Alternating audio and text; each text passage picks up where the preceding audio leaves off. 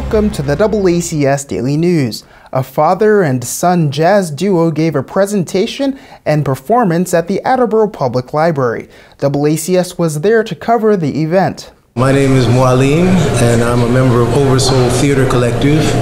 And today we're presenting a piece called Bronx Jazz, a hip-hop jazz conversation between father and son in one act. And we've been taking it to different libraries around New England, and tonight we're bringing it to the Attleboro Public Library. And what I see as a good sign is we're right across the street from our brothers in the Masonic Lodge, so, hopefully they'll come over and check it out too. The piece came together out of the reality of my son and I are both musicians. We're members of a band called the DoubleACS. And it was basically the sort of conversations that take place in the house of musicians who are jazz musicians, and who are jazz musicians of different generations, I guess you would say, but then also being jazz musicians who came up both during different eras of hip-hop. I came up in the 70s and 80s and 90s, so I was exposed to the early decades of hip-hop, and then you have my son who's now of this generation, and he's listening to this generation of hip-hop.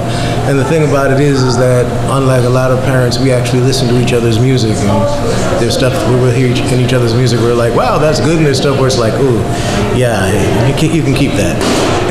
And it's also about the fact that you often have families. We have busy schedules, we don't see each other, so this is just a conversation where father and son are catching up. They're both musicians, they're both producing music, they're both making electronic types of music, writing things, and it's a chance where they actually get to share some of the stuff that they've been writing, or even look at some of the stuff that they've been writing together. Common interest, conversation, and it's very powerful. I learned music. I come from a music family. I studied piano with my grandfather. At one point in my life, there was music all around, different kinds of music, different influences, so it was no big surprise that I became a musician. My son was exposed to the same thing. So a lot of it has to do with exposure and interaction, and positive exposure and interaction. The other thing is you can't really force people to do stuff. With my son, he wanted to be a drummer, so my hard edge is, you sure you want to do this? You sure you want to do this? Is the question not, you're going to do this, which is the problem behind, what I see happen with a lot of parents. I think understanding the line of tradition, that things don't just happen and don't just come about, but that everything is an extension of something else, even if it seems completely different. The number of times that you encounter, say with musicians, where grandpa played the bouzouki and now the grandson plays the electric guitar. But the fact of the matter is it's still the same sort of muscle memory, and it's the same sort of influence. And if there's an exchange going on, they can influence what each other's doing.